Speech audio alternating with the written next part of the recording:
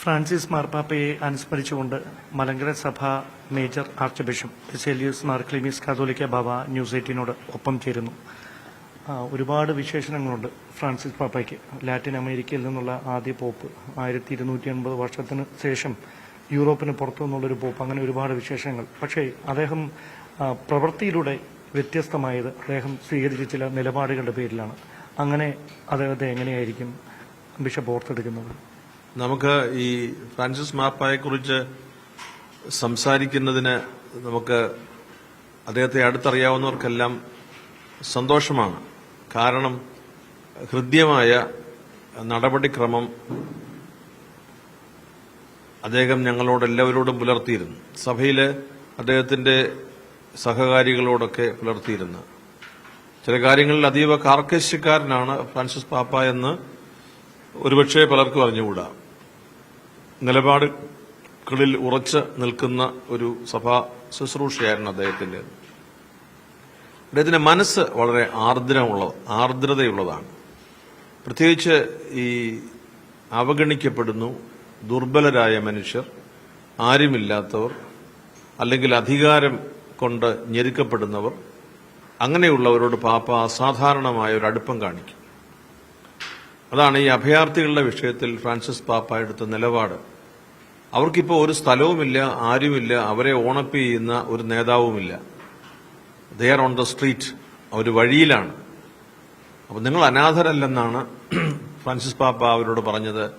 നിങ്ങൾ സുരക്ഷിതമായി നിങ്ങൾ കഴിയുവാനുള്ള ക്രമം ലോകം തന്നെ ഒരുക്കും.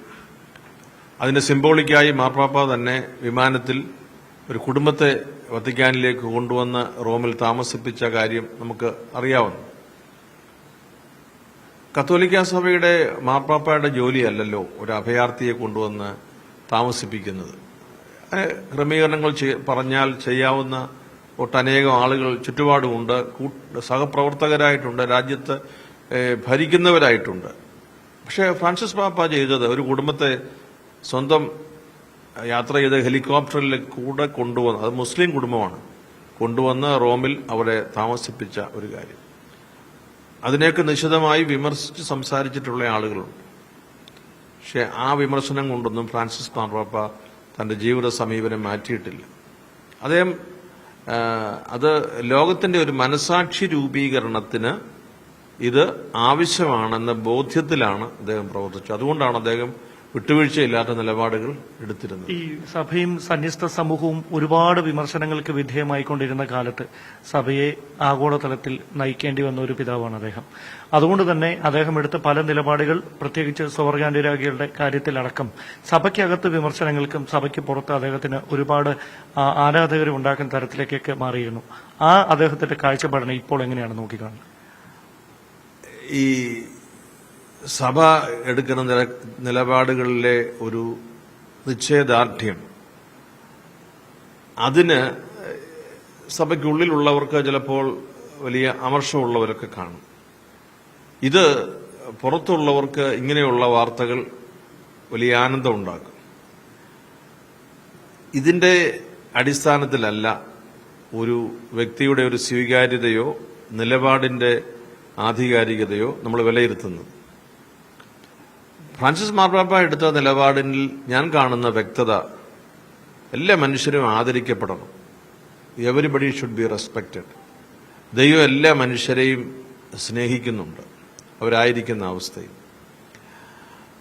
ഇവിടെ പ്രതിസന്ധി ഉണ്ടാകാവുന്നത് ഇതാരെയൊക്കെ സ്നേഹിക്കണം, ആരെയൊക്കെ നിരാകരിക്കണം എന്നുള്ള ചോദ്യത്തിന്റെ ഉത്തരം പറയുമ്പോഴാണ്.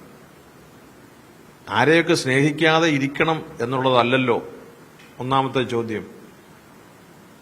നമുക്ക് ഒഴിവാക്കുന്ന കാര്യത്തെക്കുറിച്ചല്ല, നാം ചേർത്ത് നിർത്തുന്നതിനെക്കുറിച്ചാണ്. സഭയ്ക്ക് തീർച്ചയായും സഭയുടെ ചട്ടക്കൂടുകൾ അതിനകത്തുണ്ട്. ആ ചട്ടക്കൂടുകളിലെ മനുഷ്യബന്ധം നഷ്ടപ്പെടാതെ ഇരിക്കണം എന്നാണ് ഫ്രാൻസിസ് മാർപ്പാപ്പ നിരന്തരമായി പറഞ്ഞിരുന്നത്.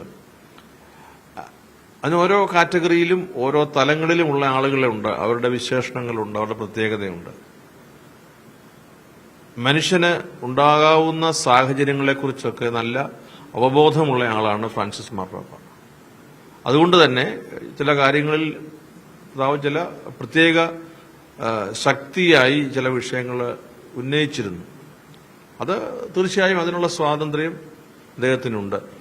കത്തോലിക്കാ സഭയുടെ നേതാവ് എന്ന നിലയിൽ അത് എല്ലാവർക്കും ഒരുപോലെ സ്വീകാര്യമായിരിക്കണം എന്നുള്ളത് നമുക്ക് പറയാവുന്ന ഒരു കാര്യവുമല്ല.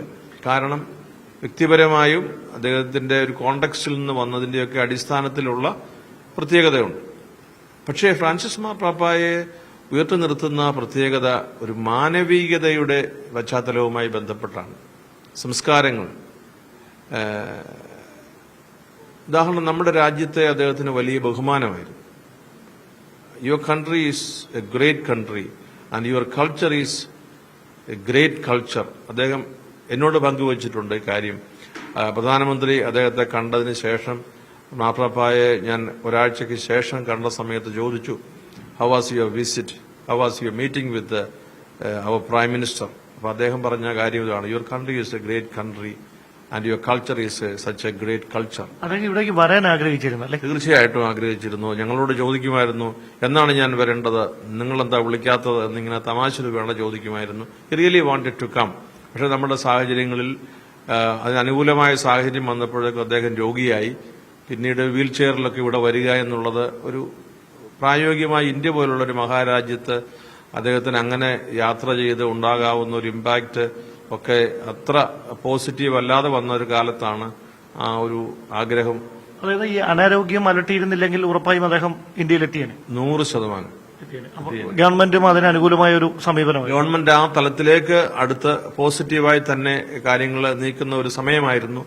പക്ഷെ ദൗർഭാഗ്യവശാൽ മാർപ്പാപ്പയുടെ അനാരോഗ്യം അതിന് ഞാൻ തീർച്ചയായും അദ്ദേഹത്തിന്റെ പിൻഗാമി ഇന്ത്യ സന്ദർശിക്കും എന്നതിൽ എനിക്ക് 100% ഉറപ്പുണ്ട്. ഒരു കാര്യം കൂടി, ഈ സന്യസ്ത സഭയുടെ പ്രതിനിധി എന്ന നിലയിൽ ഈ വൈദികർ നേരിടുന്ന ഒരുപാട് വെല്ലുവിളികളുണ്ട് ഈ കാലഘട്ടത്തിൽ. അതിനെ അതിജീവിക്കാൻ അദ്ദേഹം മുമ്പോട്ട് വെച്ചിരുന്ന ഈ ബൈബിളിനപ്പുറത്തേക്ക് അദ്ദേഹം മുമ്പോട്ട് വെച്ചിരുന്ന പ്രായോഗികമായ ചില സമീപനങ്ങളുണ്ട്. അത് വലിയ തരത്തിൽ ചർച്ചകൾക്ക് വഴിവെച്ചതാണ്. അത് വരുന്ന ഒരു മാർപ്പാപ്പയ്ക്ക് മുമ്പിലും ഒരു വെല്ലുവിളിയായി തന്നെ മാറാനല്ലേ സാധ്യത? അത് പുതിയ മാർപ്പാപ്പയോട് ഞാൻ ചോദിച്ചിട്ട് ഞാൻ പറഞ്ഞാൽ പോരെ. അതായത് ഈ വ്യക്തിപരമായി ഓരോരുത്തര് ഈ ശുശ്രൂഷ മനസ്സിലാക്കുമ്പോഴും ഏറ്റെടുക്കുമ്പോഴും ഓരോ മാർപ്പാപ്പമാരും അവരുടെ കാലഘട്ടത്തിലെ പ്രത്യേകതകൾ നല്ലതുപോലെ മനസ്സിലാക്കിയിട്ട് റെസ്പോണ്ട് ചെയ്യുന്നവരാണ്. ഫ്രാൻസിസ് മാർപ്പാപ്പയ്ക്ക് മുമ്പ് ബെനഡിക്റ്റ് മാർപ്പാപ്പ ലോകം കണ്ട ഏറ്റവും ആഴപ്പെട്ട ബോധ്യമുള്ള ദൈവശാസ്ത്രജ്ഞനും വിശുദ്ധനുമായ മനുഷ്യനാണ്. ജോൺ പോൾ രണ്ടാമൻ മാർപ്പാപ്പ ലോകം മുഴുവൻ സഞ്ചരിച്ച് ലോക മനസാക്ഷി രൂപീകരണത്തിന് നേതൃത്വം കൊടുത്തിട്ടുള്ളയാളാണ്. ഇവരോരോരുത്തരും അവരുടേതായ ജീവിത സാഹചര്യത്തിൽ വന്നവരാണ്. പുതിയ പാപ്പയുടെ മുമ്പിലുള്ള വെല്ലുവിളി ഒരുപക്ഷെ ഫ്രാൻസിസ് പാപ്പായുടെ മുമ്പിലുള്ള വെല്ലുവിളിയായിരിക്കണം എന്നില്ല. ലോകത്തെ മുഴുവൻ കാണാനും ഓരോ കാലഘട്ടത്തിൽ ചില കാര്യങ്ങളിൽ പ്രത്യേകമായ ചില നിഷ്ഠയോടുകൂടിയ സമീപനം ഏറ്റെടുക്കാനും ഒക്കെ സാധിച്ചിട്ടുള്ള ഒരു കാര്യം. ഫ്രാൻസിസ് മാർപ്പാപ്പയ്ക്ക് വാസ്തവത്തിൽ ഭയമില്ലാത്ത മനുഷ്യനാണ്. കർദിനാൾമാർ ചിലർ എന്നോട് പറഞ്ഞു, ചില ബിഷപ്സ് ഇന്ത്യയിൽ നിന്ന് എന്നോട് പറഞ്ഞു, ഫ്രാൻസിസ് പാപ്പായെ കാണുമ്പോൾ പറയണം, ഈ ആൾക്കൂട്ടത്തിലേക്ക് ഒരു സുരക്ഷയുമില്ലാതെ ഇറങ്ങുന്നത് അപകടമാണെന്ന് ആദ്യകാലത്ത് അദ്ദേഹത്തോട് പറയണം എന്ന് എന്നോട് പറഞ്ഞു. ഞാൻ പാപ്പായുടെ കാര്യം അതുപോലെ തന്നെ ഒരു വ്യക്തിപരമായ സംഭാഷണത്തിൽ പറഞ്ഞു. കുറേ ബിഷപ്സ് എന്നോട് പറഞ്ഞിട്ടുണ്ട്. എനിക്കും ബോധ്യമുണ്ട് ഈ സെക്യൂരിറ്റി അങ്ങനെ ഒരു ലാപ്സ് ആകുന്ന ഒരു സാഹചര്യത്തിൽ അങ്ങനെ അങ്ങോട്ട് ഇറങ്ങിച്ചെല്ലുന്നത് അതല്ല. അപ്പം എന്നോട് ചോദിച്ചു, മരിക്കാൻ ഭയമുണ്ടോയെന്ന് ചോദിച്ചു. ഞാൻ പറഞ്ഞു, ചെറിയ ഭയമുണ്ട്. അദ്ദേഹം പറഞ്ഞു, എനിക്ക് ഭയമില്ല. അതോടുകൂടി ആ സംഭാഷണവും സംശയവും നമ്മൾ തീർന്നു. ഹി വാസ് എ ഫ്രീ മാൻ. മാർപ്പാപ്പ ആയ ശേഷം സ്വന്തം നാട്ടിൽ ഒരിക്കൽ പോലും പോകണമെന്ന് തീരുമാനിക്കാത്ത ഒരാളാണ്. 2013 ശേഷം അദ്ദേഹം താമസിച്ചിരുന്ന കെട്ടിടത്തിലോ മുറിയിലോ രാജ്യത്തോ അദ്ദേഹം പോയിട്ടില്ല. അത്ര ഡിറ്റാച്ച്ഡ് ആണ് നമ്മൾ വലുതെന്ന് പറയുന്ന അടുപ്പത്തെക്കുറിച്ച്. ഫ്രാൻസിസ് പാപ്പ ലോകത്തിന് കൊടുത്ത ഒരു സന്ദേശം എന്ന് പറയുന്നാൽ മനുഷ്യബന്ധത്തിൽ ദൈവം നിശ്ചയിച്ചതനുസരിച്ചുള്ള ബന്ധം, അതിലെല്ലാവരും സ്വീകാര്യരാണ് എന്നുള്ളതാണ്. പിതാവിന്റെ അത്രയും ഒരു ദർശനത്തിന്റെ ആഴമോ പരപ്പോ ഒന്നും ഇല്ലാത്ത നമുക്ക് ഒരുപക്ഷെ അത്ര വേഗത്തിൽ അത് സ്വീകരിക്കാൻ നമുക്ക് സാധിച്ചു എന്ന് വരില്ല. പക്ഷേ അദ്ദേഹം മുമ്പോട്ട് വെച്ച മാനവികത അത് വെറും മനുഷ്യനിർമ്മിതമല്ല എന്നുള്ളത് വാസ്തവമാണ്. വളരെയധികം നന്ദി. താങ്കളുടെ വിലപ്പെട്ട സമയം ഞങ്ങളോടൊപ്പം ചെലവഴിച്ചു.